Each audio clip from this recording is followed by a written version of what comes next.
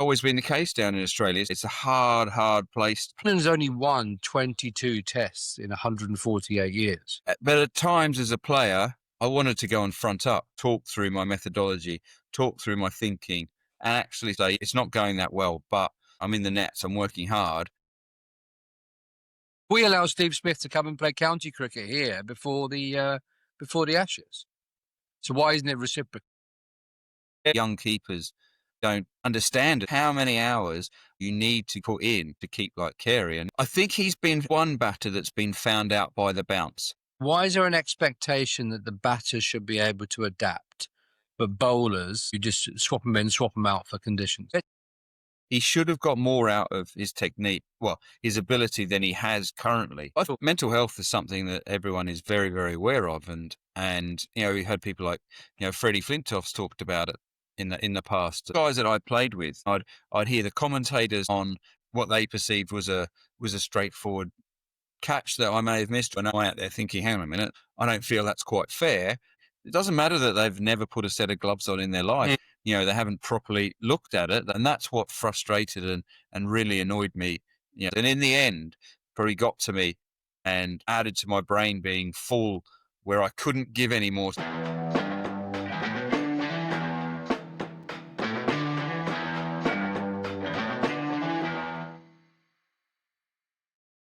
Jonesy, we're in uncharted territory. We've never done a show on day 4 before.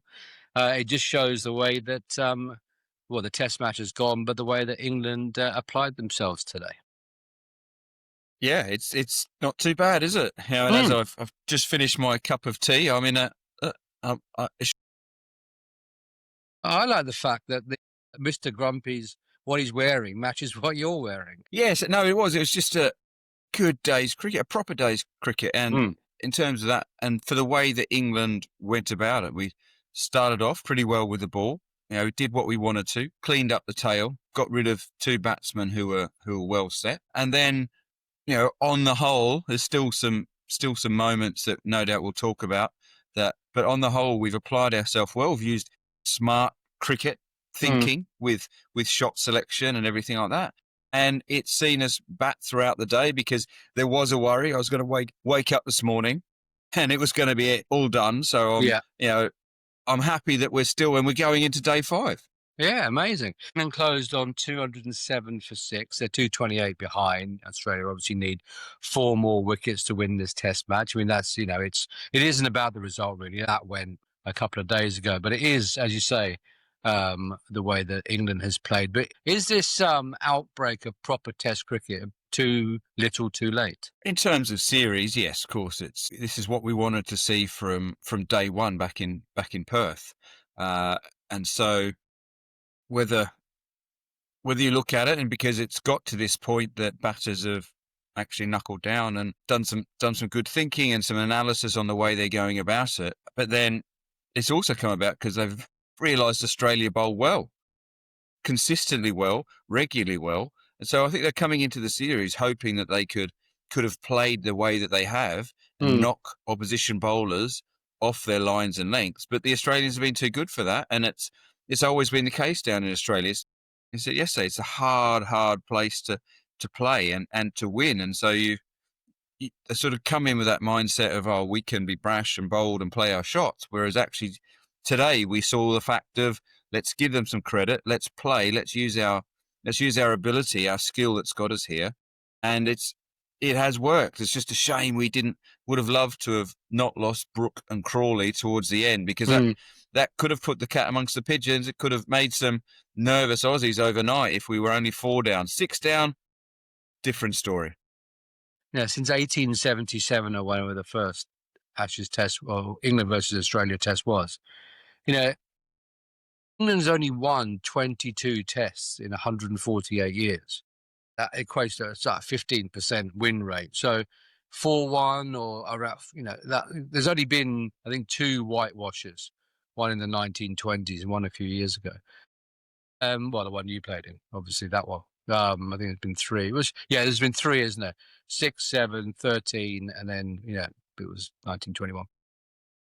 Are we being too critical? Because it's just difficult to win in Australia. When you hear those stats, yes, absolutely.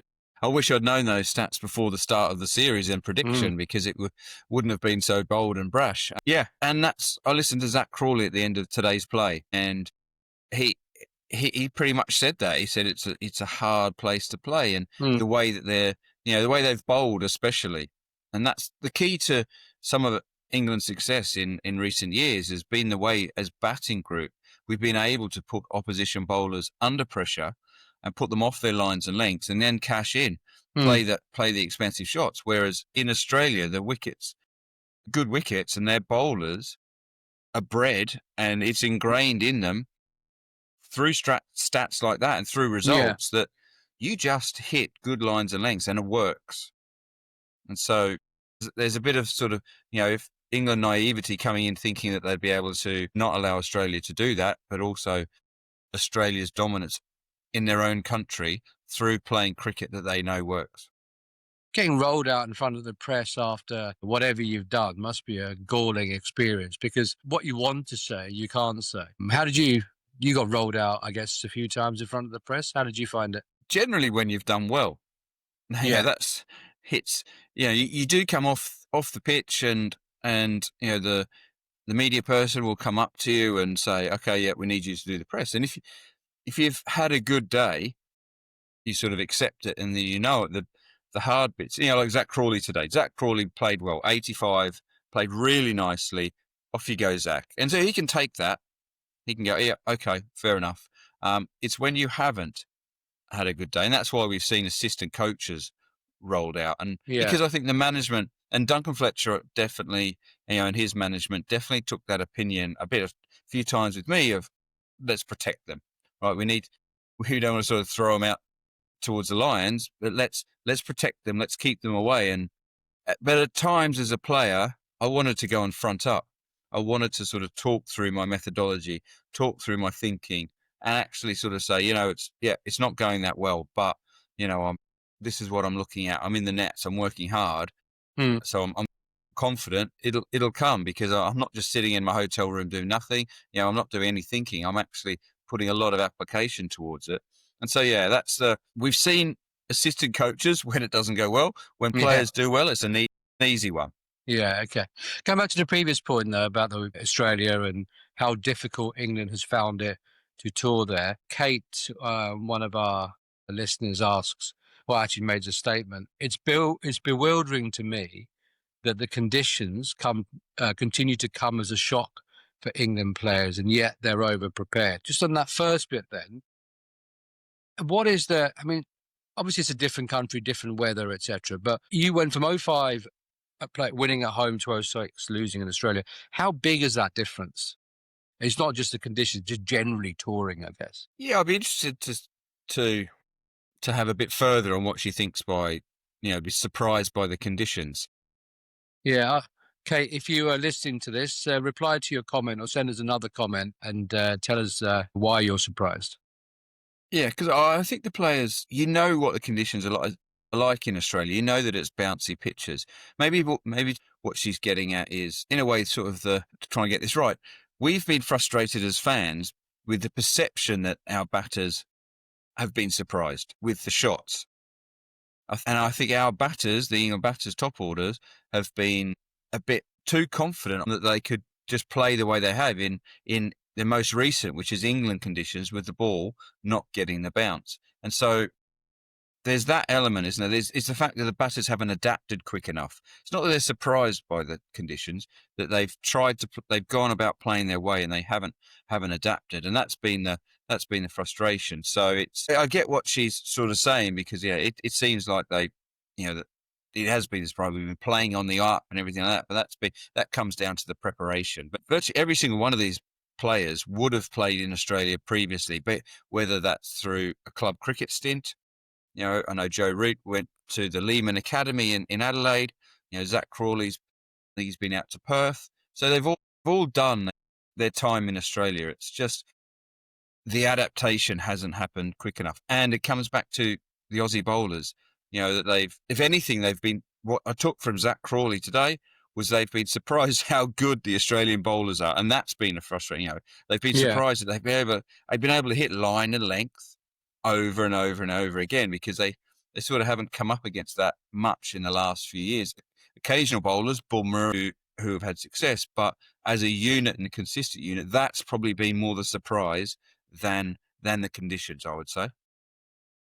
On that point, though, Bruiser 6479, he said that he went to what did he? He was at Adelaide yesterday. It's a day 3, and he went to he went to Perth for the first test, and he's noticed that Archer and Stokes look like they're running through sand, so there's a fatigue thing there. Once he suggested that more English players should go and play in Australia over our winter in the Northern Hemisphere. I guess I think that was probably true a few years ago, but with the advent of franchise cricket, is it as attractive for England players to go and play grade cricket, club cricket, whatever, down under, when actually they could be making more money just playing franchise cricket? Or they're centrally contracted?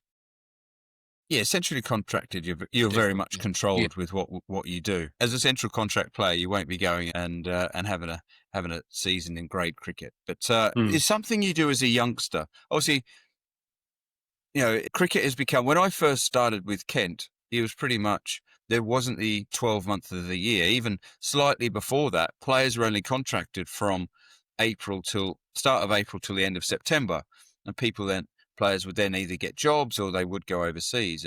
And gradually over time, your contracts have gone more 12 months. So if I think of the Kent boys now, there's only about 6 or 7 in the country. The rest are overseas playing club cricket. So it does happen. So there will be streams of county players over there playing club cricket. That does happen. But what they aren't is in a way the top level. And as I said, all these guys who are playing in this test match, I've no doubt that not say all, but a lot of them would have spent time in Australia. So it still does happen. It's harder. Yeah. Regulations with travel have become harder. You can only, things like your visas, you can only get sort of one visa. So that stops people. That ability to go back and forth is harder. But I do think there's a lot of players out there. What you're seeing, though, is that you're right. Franchise cricket means that the ones who've established themselves over here with an ability to play white ball cricket, they'll be at the ILT20. They'll go off and play in these little Pakistan T10, stuff like that. So that there is a difference with that because they're going to earn money there. Australia's not a cheap place, and so you're going over there. They don't pay you to play club cricket at all. So you're funding yourself in an expensive place. So why wouldn't I go and try and earn some money for a few weeks everywhere else? Do you remember there was a bit of a furore when Steve Smith, I think, came and played a few games with Sussex just before the last Ashes series here? Is there a case, and I can't remember his name, but the newest chief exec of Cricket Australia met with Richard Gould and they were talking about cooperation and for future tours and blah, blah, blah. And somebody like Jordan Cox, who you mentioned the other day as a potential future England test batter, has gone off to play in the ILT20. Jacob Bethel just seems to just go in a coach and follow people around, played the odd game for the Lions. Is there a case for them actually playing and England paying them to play club cricket, grade cricket, shield cricket, whatever, in Australia whilst the Ashes are on? Can you ever see that happening? No. But we allow Steve Smith to come and play county cricket here before the Ashes. So why isn't it reciprocal? Well, because our counties need it probably a bit more. In terms of shield cricket, they're not going to. There's so few shield matches across the year, and they've got enough. They've got an abundance of players who are ready to play shield cricket. The top level grade cricket are in each of the states. There'll be players who have played a lot of first grade top level cricket who amongst, that old thing of he could have played shield cricket but he just hasn't quite made. So filling in shield cricket spots isn't an issue. Filling in county spots over here with top level players, especially now with all these tournaments, that's why counties will always and have always gone for overseas players, because it's an opportunity. If you're winning 3 or 4 county matches across the season, that makes a huge difference to your season. Yeah. Getting someone. So no, they're never going to go off and play shield cricket. And then why would you, and then putting someone paying someone to go play grade cricket as well. I don't. So I get what you're saying. Nice, nice fantasy, but in reality, it's not going to happen. So this cooperation that the two boards are talking about may just be commercial. Let's just face it. It may not be anything to do with the players. So talking to players, standout performance today. Travis Head, 170, didn't go on as you said yesterday, and probably a lot of people expected him to go big, as we thought. Josh Tongue bowled well. Actually, the bowlers did better today than they've done it in previous matches. Tongue 4 for 70, Cars 3 for 80. Ben Stokes, he did whip Bryden Cars off quite quickly when he started spraying it about Josh Tongue, but they pitched the ball up well. But for me, the standout player so far this Test match is Alex Carey. The way that he's kept, the way that he's batted. And you got someone's bigging you up on our comments here today. Said Peter McGuinness says, Jonesy, the best technically proficient specialist wicketkeeper selected by England. I think he means you. Oh, wow. Turns out the tradecraft of keeping wickets is important in the pursuit of 20 wickets, intrinsic to the pure form of the game. Alex Carey, he was just brilliant behind the sticks, but also runs scored. Is it that way round? As Peter suggests. Yeah, that's become the commodity of a keeper, is your runs are so vital. Yeah, that's why I was picked. Who'd you say that was again? It picked me up. What was it? That unbelievable. I think maybe it must have been another. No, it was Mrs. Geraint Jones. Yeah. No, she definitely wouldn't. So she'd be. The knife's going in there with my Peter keeping. McGuinness, his name is.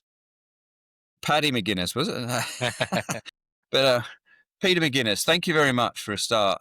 Yeah, because runs are a commodity, and that's what got me in. I think Peter's being probably very generous, because I made lots of mistakes, and my keeping was I would look at the way I kept, and it wasn't the way when I coach now, I coach how I felt I should have looked.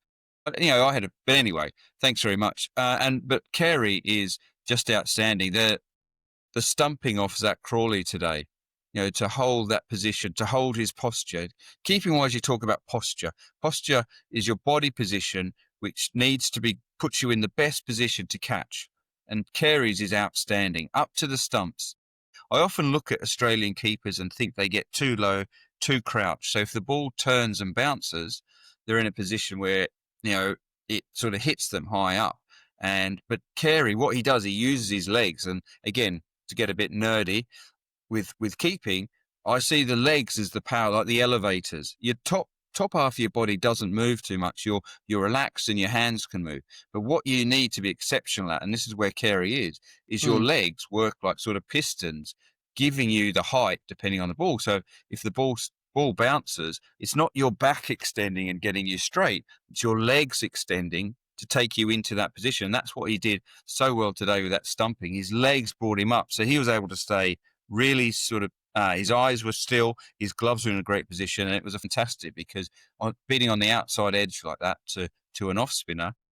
So what I've been really impressed with is his technique, and that's what comes in through hours and hours and hours of work. It's not glamorous work. You often see on, if people look on social media at different, Instagram accounts, they'll look and they'll see lots of sort of objects in front, distractions, and so that bit there is to test you out. But beneath that is just repetition, and that's probably where young keepers probably don't understand as much, is how many hours of basic repetition you need to put in to get you in a position to keep like Carey. And there are some really good ones.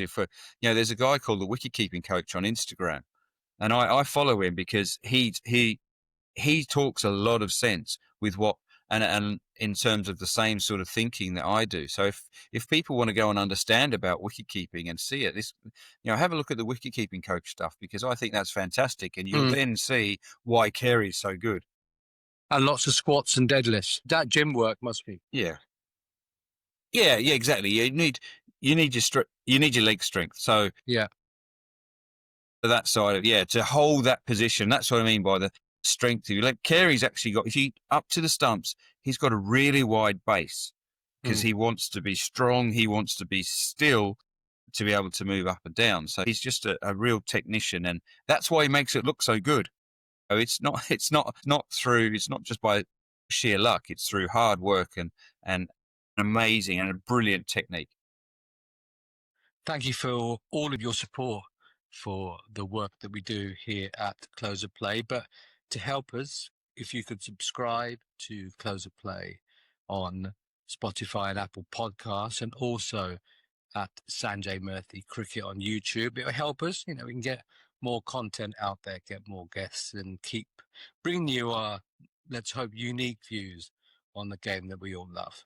Thank you very much. Whilst Ben Duckett probably needs to learn to leave the ball. In fact, that should be a whole net session. Just don't hit it. Zac Crawley, there was an outbreak of batting like a proper test match opening batsman today. Zac's a Kent boy. Have you done much work with him? Yeah, I have, yeah. Very quickly on Duckett, just to...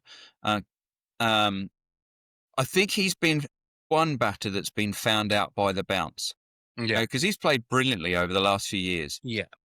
On wickets that haven't bounced as much. And I've just watched him playing and sort of, I think his technique has actually been found out by the bounce, that outside edge. Whereas in the England summer, he hits those because they're not bouncing and they're not just zipping through as much.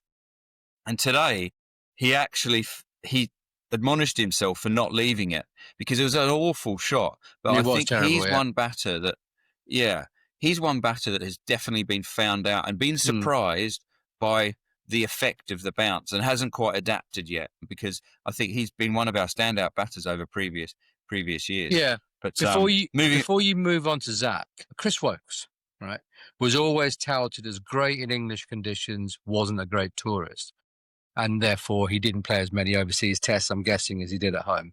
Is there a case to be made for batters as well, i.e. Ben Duckett?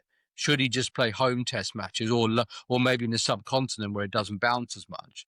But we need to have a different style of opening bat in places like South Africa and Australia. No, I think as a batter, you should be able to adapt everywhere. He just hasn't done it quick enough. And you're right. The one thing he hasn't done in this series is leave the ball, and that's the adaptation he's needed to do. But he's been renowned as hitting. He's his percentage of hitting balls is huge compared to leaving, and so that's where maybe we come back to this preparation bit. We're batting on a feather bed at Lilac Hill, where he probably played and he got himself into his groove of batting how he normally does, and then all of a sudden he's come to he started off in Perth and it's bounced twice. He's gone, oh my gosh, okay, hang on a minute. And then outside of that, he's just batting in nets and he's probably playing the way he is. And then when it comes to the middle, and so he hasn't got any rhythm early on at all. No. And he's suffered because of that. But I'm not going to say he needs to be left out, because I think he's too good for that. What he needs to do is sort out, in that danger area for him, which is prolific run scoring. This is the balance of batting. It's such prolific run scoring area for him and has been, but now it's a big danger area. It's now for him working out a method to knock fish out there, okay, but still score runs. So he'll be in a hard thinking place of stick or twist. What do I do? And so that's something that the batting coaches should be working out with him. Why is there an expectation that the batter should be able to adapt, but bowlers pick and choose, you just swap them in, swap them out for conditions? I think bowling is more ingrained with what you do. So your speed, for example, Chris Woakes' speed, he built it up over time, and with what you can do with your ball, you swing or you seam. So, and things like height, they've gone for height in Australia because that's what Woakes, he probably skidded it on a bit, so didn't get the advantage of the bounce. So as a bowler, it's harder for you to adapt because you can't grow overnight. Okay. And your ability to swing or seam the ball, that's probably something that you work on and is ingrained a bit more. You're expected to, we've said it, the Australian bowlers are so good is because they've repetition. So you see that as a bowler, you pick a bowler on their ability to, for repetition of Chris Woakes in England conditions was unbelievable, but it just bit on different wickets outside of England, that repetition was his falling point. He's still a fantastic bowler, but it then lost his advantage, I suppose. That's the thing. And then Zac Crawley. I mean, you spent some time with him as a kid. Yeah. So I'd go up to. I've known Zac since he's probably about 10, 11. I'd go. He had a net in his back garden, so I know a lot's been said about Zac's dad, and that what he's been able to provide with Zac, and that was all it was about. It was giving my son the best opportunity to play Test cricket, and that's what Terry, his dad, did. So I went up there when he was young, and in his net in his garden, and just went through some basics and some fundamentals of it, and then following that, Zac has used other players. Martin Van Yarsveld went up there. He's become very close with Rob Key on batting technique. So Zac's always been a player who's been very invested in himself, and and been driven to get to the top. Personal drive. He's been assisted by being able to be afforded opportunities, but Zac is a very driven individual to get to the top, and he's also extremely talented. He went to Tunbridge School, and the one thing I noticed from when I with him sort of 10, 11 is his hands. His hands are fantastic, and they work together, and sort of, so racket sports, stuff like that. So He's a great golfer. That's what as well, I noticed about Zac. Exceptional golfer, and so Zac's ability for his hands to work as one was something that always stood out for me. And so with that, and he's now become very tall, and so I was really pleased to watch him. He's been frustrating. He's played 60 Test matches. He's you don't like negative records of people who you think are good people and are good players, but that record that he's was it the slowest for playing 60 tests? Yeah, he hasn't hit 3,000 runs or something. Yeah. When you look at talent, we talk about talent. He should have got more than that. He should have got more out of his technique, his ability, than he has currently. Under a different regime, would he have done that? I don't think he would have played as much. Okay. There's been several instances where he's been on the brink and they've stuck by him, and he's shown it across this series, hasn't he? He's, in terms of, he's had this, the way he batted today was fantastic, and that's what he shows. But what we needed for Zac was to be not out and to do a Travis Head. Yeah. And that's also the bit that sort of, when he's in, he's a player that he said he was very comfortable out there, and I didn't like his dismissal today, playing sort of against the spin. Yeah. And it's those just sort of thrusty, wasn't it? Well, again, coming back to the very basics of coaching is if I prefer to play with the spin, is what to the groups that I coach, and especially to young batters coming in. Don't get me wrong, playing Test cricket, you have the ability to do. So as an off-spinner's trying to rip the ball back through the gate, bowl you, basically. Yeah. And so Zac pushing out through the covers is always a big danger element for me. So, yeah. And so cricket, it's about angles. The angle of the ball spinning back, and that's what Ollie Pope tried to do in the first innings. They're probably very similar balls. Ollie Pope's tried to get across and play with the spin, but the way he did it, whereas today Zac's played against it. Yeah, and so Zac couldn't believe he missed it. Well, I'm sorry, but a Test cricket against Nathan Lyon, you're going to miss some balls. Yeah. So that's probably, but in terms of Zac's a good kid. Everyone who meets Zac and knows Zac, he's a great guy. He works exceptionally hard, and that's why he's stayed in this team, because they love what he gives to the group. But I think in times gone past, he wouldn't have played 60 Test matches. Yeah, but the fact is, he has played 60. Yeah. And he's likely to potentially play 100. Do you think, it's a different one, isn't it? Are they told to play that way, even if it doesn't suit their natural game? I guess, they need to write a book to tell us the answer to that. Well, I think Zac's been given a license to play his way. That's the thing. And he's been given that permission. Zac, we back the way you bat, right? And that's the biggest thing as a player. You want to know that the people who are selecting you believe in you and trust you. I had that in abundance from Vaughan and Duncan Fletcher. Similar situation, under pressure. I knew that not only those two guys, but the team for pretty much my whole career were backing me to be as part of that group because they understood what I did, what I offered, the whole package. And so that's the same with Zac. It's yes, we get frustrated, but the other stuff that he adds brings, it's a whole package to it. Yeah. And so that's what you've also got. His catch to get head out was an exceptional catch. Yeah, He's an unbelievable fielder as well. Yeah. So he's a good egg, Zac. I'm going to struggle to go negative against him. Yeah, we'll talk about the mental impact on players and him a bit later. But just to tell everybody to remember to subscribe to @Sanjay Murthy Cricket on YouTube and Close of Play on Spotify and Apple for more scintillating chat for Jonesy and I. And generally, after I make our plea for subscribers, I move on to the true or false. And today is no different. Right. The score is 6-4 to you after you were 6-0 up. Mate, I think the dog needs walking. I've got it. Yeah. The dog. Did you walk the dog yesterday? Door. By the way, you did actually get that done, did you? The next, let's go to true or false. Let's put me in even more misery. Thanks. Right. Yeah, I saw Jen walked in and walked out without as much of a hello.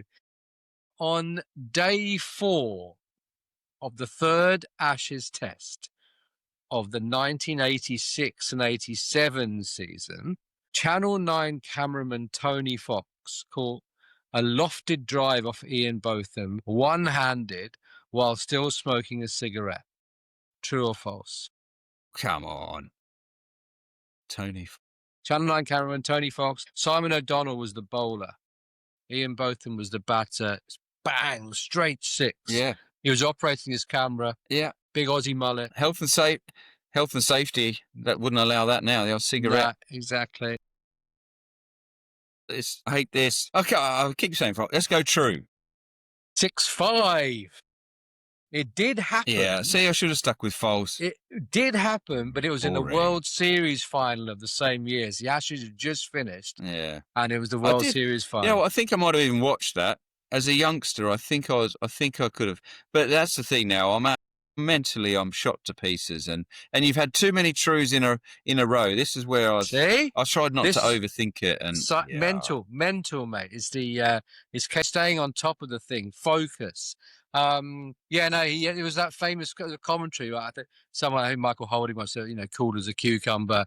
And later on, someone puts it in a clip on social media because at the end of it, it's the double dragon. Just Crawley winks at somebody and just snorts a double dragon cigarette smoke out. The coolest bloke, Tony Fox. There you go. Thank you, Tony. It's got me right on the verge of drawing the series, something that England have got no chance of doing. And when the players come out, do the presses, social media, criticism, all that sort of type of thing. And they're all young men, and they've grown up in this digital first era, most of them, right? And what is the mental toll of the criticism that people in the public domain get? It's mental health is something that everyone is very, very aware of, and we had people like Freddie Flintoff's talked about it in the past about it sort of. Marcus Trescothick went through Steve Harmison, these sort of guys, Matthew Hogarth. So all guys that I played with, Jonathan Trott, yeah, especially. So it is tough because when you finish play, it's not just like you're straight in and you're off to the restaurant and you have a few beers and what have you. No, because you're tired. And so there's an element of recovery, but then also you're in your room for quite a lot, and this is that's what I found it tough, is that it's the time in your room on your own. And in my time, social media wasn't a particular thing. No. So, but what there was press pressure, and so you would know it. You could tell the radio, whatever, or I've made the mistake of watching highlights, and so then. To read back, and then I'd hear the commentators sort of making a comment on maybe what they perceived was a straightforward catch that I may have missed, or a ball, and actually I'm out there thinking, hang on a minute, that's not, I don't feel that's quite fair. And so then you've got that going around in your head. So it's more it's not it's the time on your own that has the impact, I think, in cricket, because as cricketers, you are really heavy on yourself with your own personal criticism.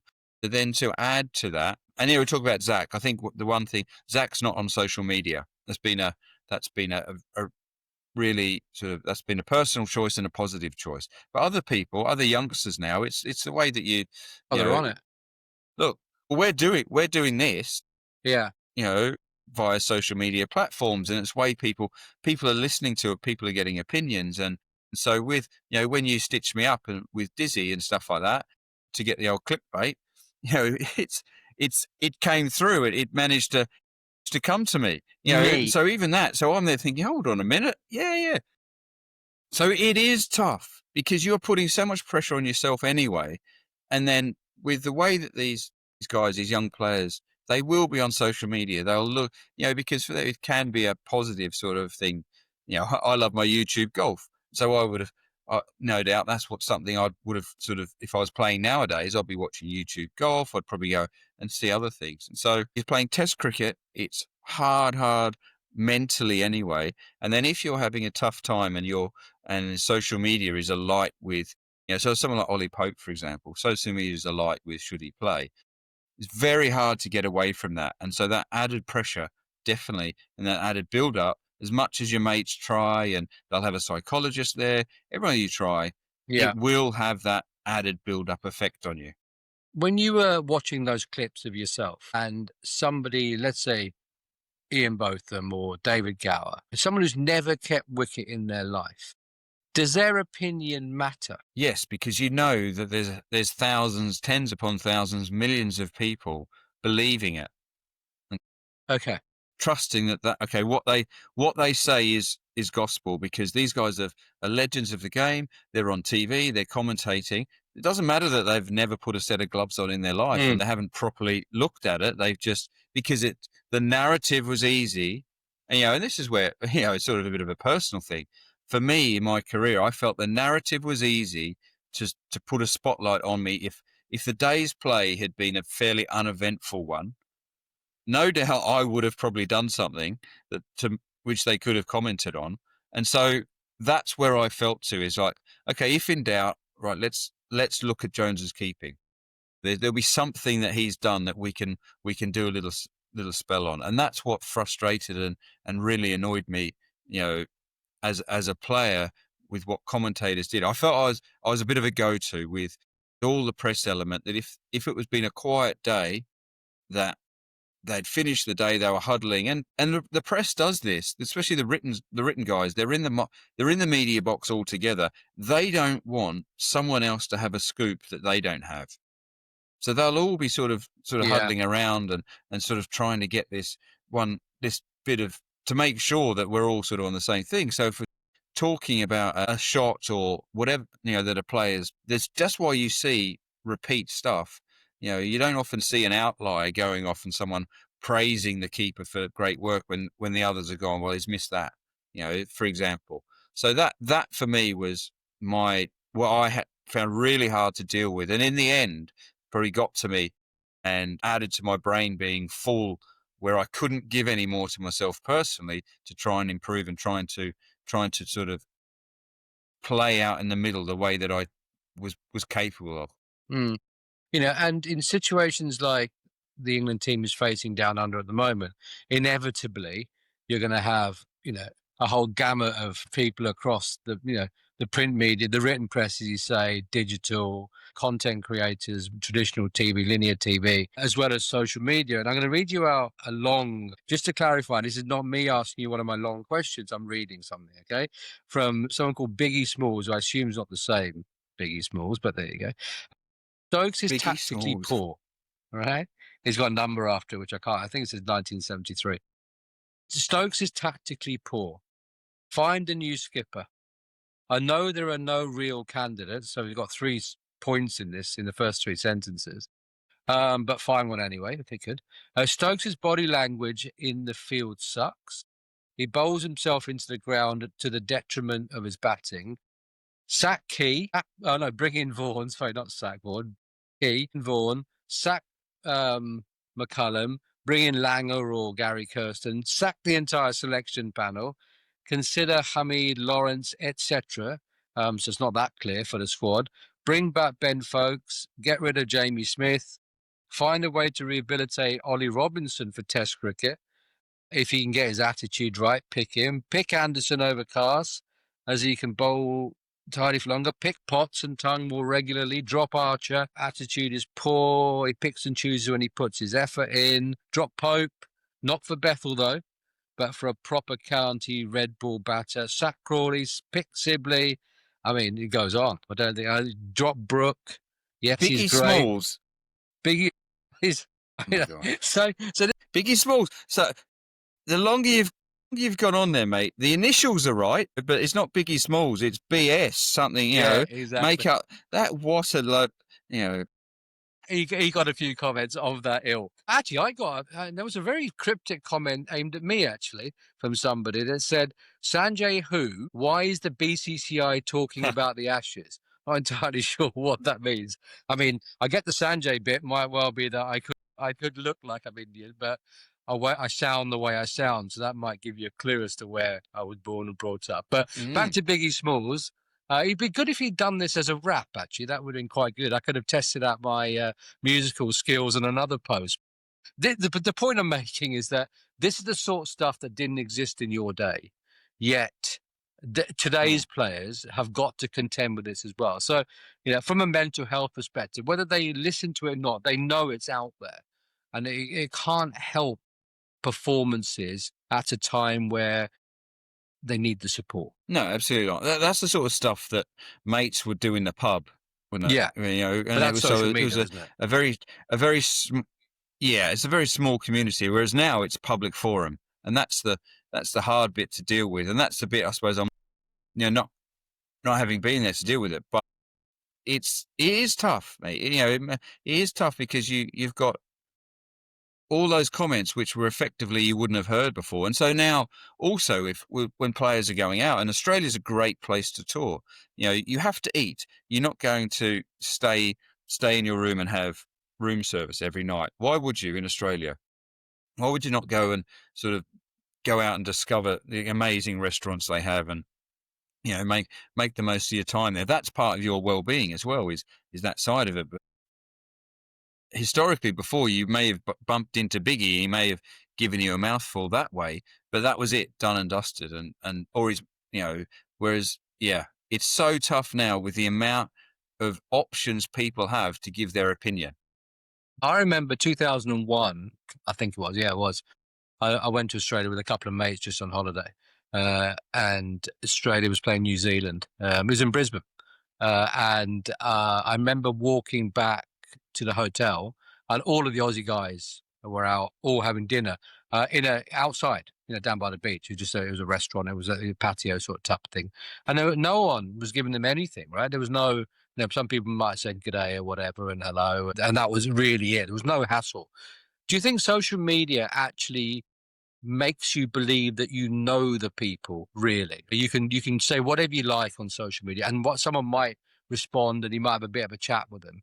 Do you think that people then feel they know them, and therefore that translates into real life activity? I suppose, yeah, it gives you if someone is on social media, it will give an inkling into their personality, won't it? Because we see snippets of it. We make assumptions from the way they play, the way they talk after play, and if a player is on social media and is showing a bit more of their personality, which we crave as fans, isn't it? We want to know these people because the press they're our idols, they're our heroes. Yeah, and so we want to be able to play like them. You know, that's the thing. For the club cricketer watching someone like Harry Brook, watching his shots, going, I want to be able to play like that with Harry. How does he do it? What's he like? What sort of person is he? And so it is that bit, the annoying bit of, well, the little bit of social media interaction I've had is that it's when that person just puts their name as numbers and is just clearly on there to put a negative rant. And that's the big thing. So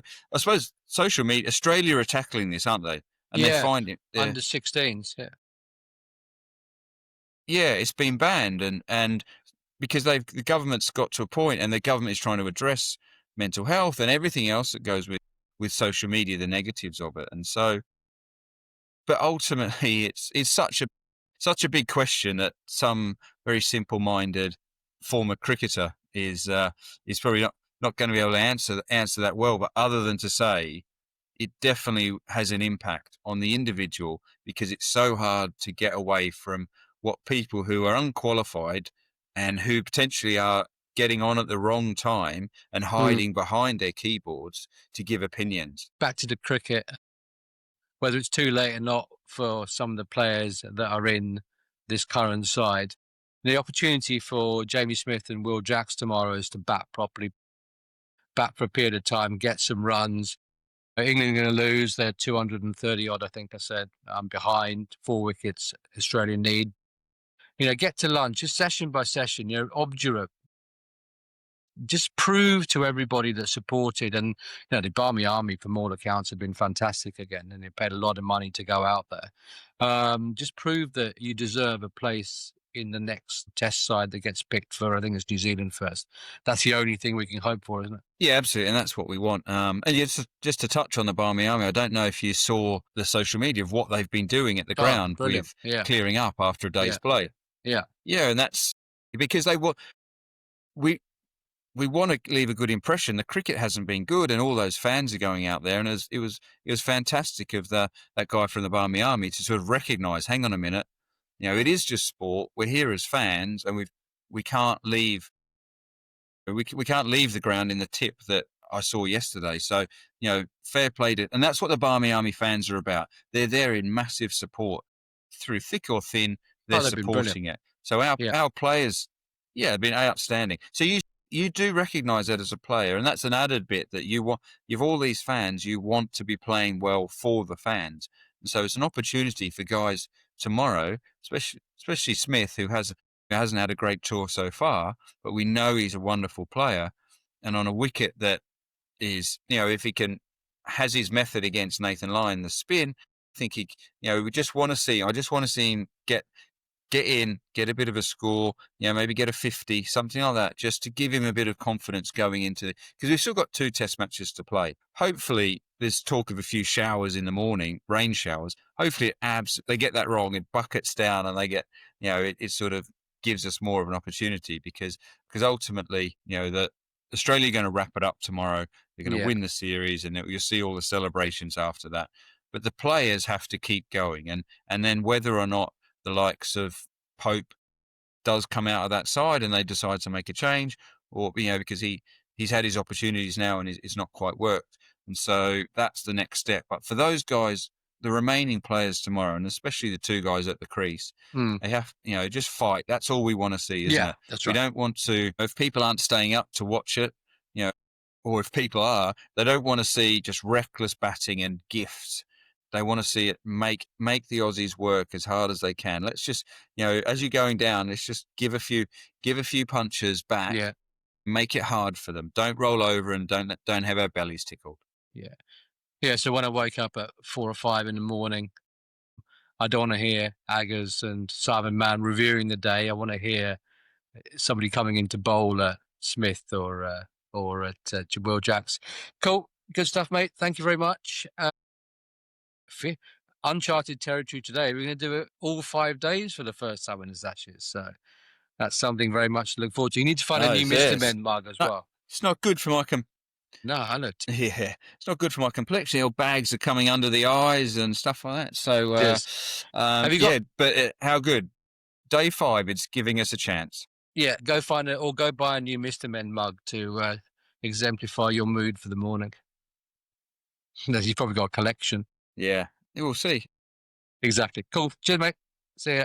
See you later.